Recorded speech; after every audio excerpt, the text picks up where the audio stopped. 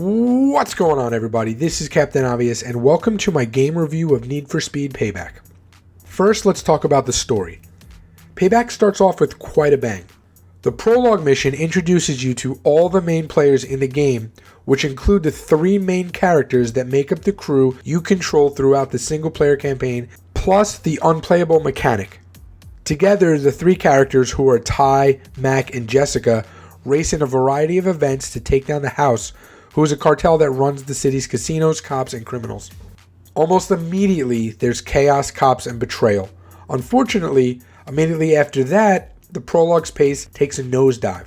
The problem is that instead of giving players adequate time to get familiar with the cast, the writers crammed a rise, fall, attempt to rise again, and fall again series of events into the first 45 minutes before getting into the meat of what is essentially, I'd say, a 10-hour experience. That's if you don't do any of the side quests, which you probably won't, but we'll have more on that later. The writing is super cheesy and the voice acting is cringeworthy at best. Now, you're meant to care about the characters, but I found myself hating them a majority of the time. Overall, 2.5 out of 10. Alright, now let's talk about the controls. I actually found the controls to be very good. There's really not much to say. The speed matches the handling for most of the cars, and they feel very fluid when you're doing things like turning, drifting, jumping, or drag racing. There was never a time when I felt like the car was too hard to drive. I mean, this isn't a racing sim after all. It's arcade style. Overall, 9 out of 10. Moving on to gameplay. Crappy story aside, a racing game is supposed to be about racing, right? So each of your crew specializes in different styles of racing. Ty sticks to street circuits and drag races, while Mac is your off-road and drift specialist. Jessica's events are the most unique, often putting her in the sights of police as she chauffeurs shady individuals and picks up sketchy packages. Now, the individual styles of each crew members collide in Payback's main missions, and that's where the game is seen at its best. The story missions are designated with an orange exclamation point on the map, and they're linear experiences typically riddled with scripted moments.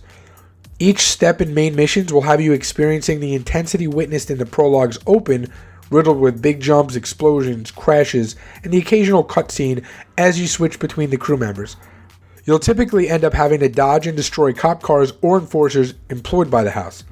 These pursuits, as a result of confusing design choice, are limited to scripted and linear events at the end of races.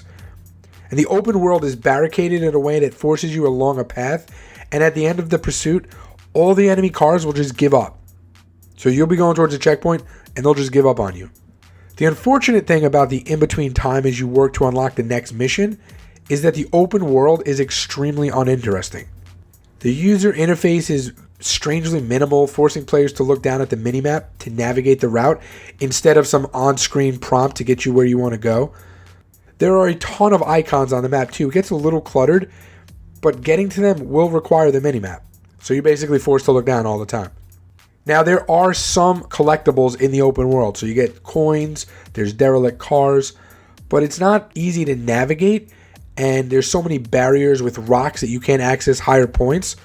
So in all honesty, I just like to use fast travel as much as possible. But moving this way essentially eliminated opportunities to race against roaming AI racers. And this is an EA title, so there's also microtransactions that come in the form of speed points. If you purchase speed points with real money, I think they start at like $2.49, you can use them to get shipments, which are basically Payback's versions of loot crates. Now, they're filled with cosmetic parts, upgrades, tokens, and cash to help you progress in single player. But the problem is the progression system is horrible. Your car is essentially capped out until you can use your coins to do a slot machine style upgrade. So you're going to gamble your way to max out your car, but you never have full control over the final pieces because it all comes down to luck. Sure, you can equip some of the higher ones as you get them, but you're never in control of what those are. You just basically pull a lever, quote unquote, and you get what you get. For me, online multiplayer was a terrible experience, at least for the time being. Essentially, every match is a race to see who can grief the quickest and separate from the pack. Until there are penalties for this, you better just get with the program and ram your way to victory. Overall, 6.5 out of 10. Next up is art design. The game looks amazing, but I did have a few technical glitches with AI cars popping in and out of sight. nothing crazy. Now, I wouldn't consider it a stunning game like Forza or Project Cars, but they definitely put in the time to give us gorgeous visuals that are on par with other AAA racing titles. Overall, 8.5 out of 10. Finally, let's talk about key misses. In an effort to adopt the stylings of other popular open-world racers, Need for Speed Payback presents some fun ideas with very, very poor execution. It also misses an opportunity to elevate a Need for Speed staple with a tacked-on linear version of Pursuit that annoys while simultaneously reminding me of the absence of a Burnout game on the market.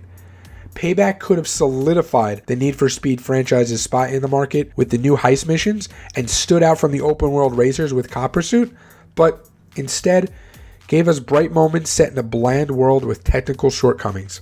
The developers took the Forza Horizon series, mixed it with The Crew, and sprinkled in some reminders of old school Need for Speed games, and basically gave us this game. Overall, the game comes in at a 6.6. Now, I've owned, played, and beaten every single Need for Speed game that's ever been made since it debuted on the Panasonic 3DO in the 90s. The series has taken on so many forms, and this new form seems like more of a bad melding of other racing games than a return to its former glory as the bar setter of fun. That's going to do it for me, guys. Until next time, Captain Obvious out. Peace.